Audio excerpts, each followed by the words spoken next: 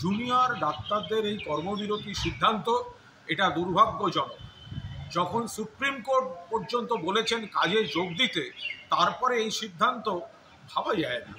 মাননীয় মুখ্যমন্ত্রী বারবার চেষ্টা করেছেন, আলোচনা করেছেন, কথা বলেছেন, যেখানে পরিকাঠামো এবং নিরাপত্তা ব্যবস্থা, নজরদারির ব্যবস্থার সমস্ত কাজ চলছে, সেখানে দাঁড়িয়ে এই পুজো উৎসবের মরশুম, ওদিকে বন্যা, এই অবস্থায় আবার কর্মবিরতি, এটা কারা করছেন, কাদের পরামর্শে করছেন, কেন করছেন?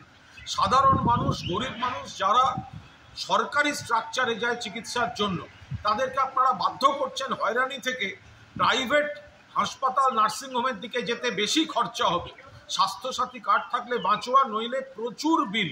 এটা কি হচ্ছে? সুপ্রিম কোর্টে আপনাদের লয়ার বলছে আপনারা কাজ করছেন বা কাজ করবেন। আপনারা এখানে সমস্ত কাদের বুদ্ধিতে, কোন উদ্দেশ্যে এই ধরনের ঘটনা?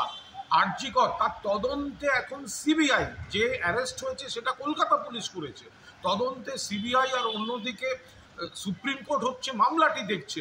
সেখানে এই সময় আবার কর্মবিরতি, এটা কাদের স্বার্থে, কোন উদ্দেশ্যে, কিসের জন্য?